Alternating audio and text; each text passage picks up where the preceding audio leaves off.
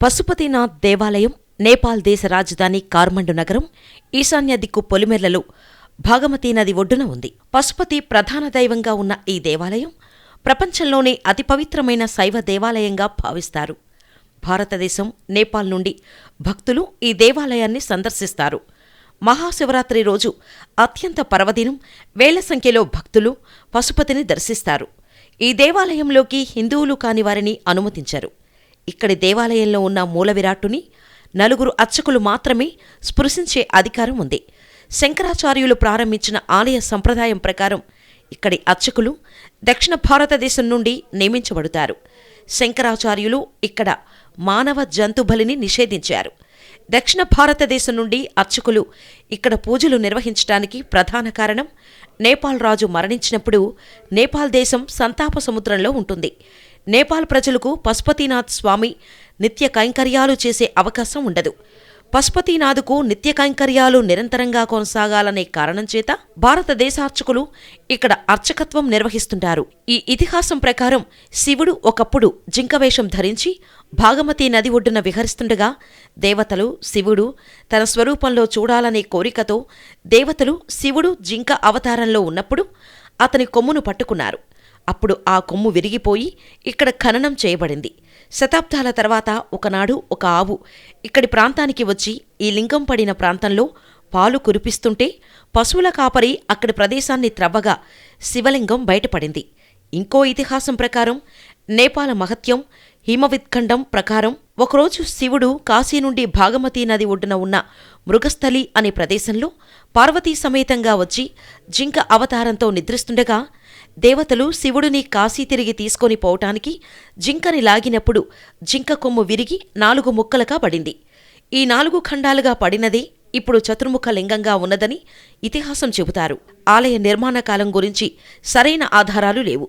గోపాలరాజ్ వంశవలి అనే చారిత్రక పత్రిక ప్రకారం లించచ్చవి రాజు ససూపదేవ 753 శతాబ్ద సంవత్సరంలో ఈ ఆలయ నిర్మాణం జరిపాడని 11వ జయదేవ పశుపతినాథ్ దేవాలయంలో వేయించిన శిలాశాసనం ద్వారా తెలుస్తోంది. తరువాత కాలంలో 1416 సంవత్సరం రాజాజ్యోతి మల్ల ఈ దేవాలయానికి పునరుద్ధరణ పనులు జరిపించాడని, 1697 సంవత్సరంలో రాజా భూపేంద్ర ఈ దేవాలయానికి పునర్నిర్మించాడని తెలుస్తోంది. దేవాలయం పగోడవలే ఉంటుంది. 2 పైకప్పులు రాగి, బంగారంతో తాపడం చేయబడి ఉంటాయి. 4 ప్రధాన ద్వారాలకు వెండి తాపడం చేయబడి ఉంటుంది. పశ్చిమ ద్వారం వద్ద పెద్ద నంది బంగారం కవచంతో ఉంటుంది. ఈ నంది విగ్రహం 6 అడుగుల ఎత్తు, 6 అడుగుల చుట్టుకొలత కలిగి ఉంది. ఇక్కడ పూజలు చేసే పూజారులను భట్ట అని, ప్రధాన అర్చకుడిని మూలభట్ట లేదా రావల్ అని పిలుస్తారు. ఇక్కడి ప్రధాన అర్చకుడు నేపాల్ రాజుకు మాత్రమే జవాబుదారీ. దీనిని బట్టి ఈ ఆలయం ప్రాముఖ్యత, ప్రధాన అర్చకుల అధికారాలు విఫలమవుతాయి. మూలభట్ట అప్పుడప్పుడు ఆలయ విశేషాలు నేపాల్ రాజుకి తెలియచేస్తుంటాడు. ఈ దేవాలయం తూర్పున వాసుకీనాథ్ దేవాలయం ఉంది. ఇక్కడ ప్రఖ్యాతి చెందిన ప్రధాన అర్చకుడు 1955 సంవత్సరంలో అర్చకత్వం ప్రారంభించి 1967 సంవత్సరంలో ప్రధాన అర్చక హోదాకి పదోన్నతి పొందాడు. 1993 సంవత్సరంలో అర్చకత్వం నుండి విరామం తీసుకుని తన స్వగ్రామమైన ఉడిపి తిరిగి వెళ్లిపోయాడు. నేపాల్ దేశం పశుపతినాథ్ మీద ఆధారపడి నడుస్తున్నది అని ఇక్కడి ప్రజల నమ్మకం. నేపాలీ ప్రజలకు ఈ దేవాలయం చాలా పవిత్రమైనది. దేవాలయం పక్కనే ఇక్కడ ఉన్న భాగమతీ నది ఒడ్డున ఆర్యాఘాట్ అనే ప్రదేశంలో శ్మశాన వాటిక ఉంది. పశుపతినాథ్ దేవాలయానికి నేపాల్ దేశం నుండి, భారతదేశం నుండి వేలాది సంఖ్యలో భక్తులు వచ్చి స్వామి దర్శనం చేసుకుంటారు.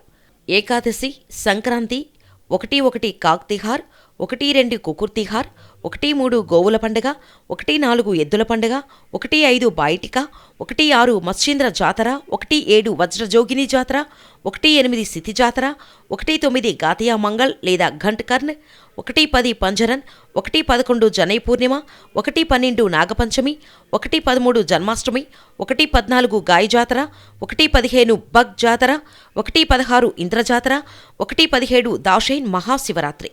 రాఖీ పౌర్ణమి గ్రహణం రోజు ఇక్కడ ప్రత్యేక పూజలు నిర్వహిస్తారు. నేపాల్ దేశంలో పండుగలు మహాశివరాత్రి రోజు పశుపతినాథ్ దేవాలయం నేతి దీపపు కుందులతో కన్నుల పండుగగా ఉంటుంది. వేలాది భక్తులు శివరాత్రి రోజు భాగమతీ నదిలో స్నానము చేసి శివరాత్రి పండుగ జరుపుకుంటారు. హిందూ మతస్థులను మాత్రమే ఈ దేవాలయంలోనికి ప్రవేశించనిస్తారు. అన్య మతస్థులు భాగమతీ నది ఒడ్డు నుండి మాత్రమే దేవాలయం దర్శించే అవకాశం ఉంది.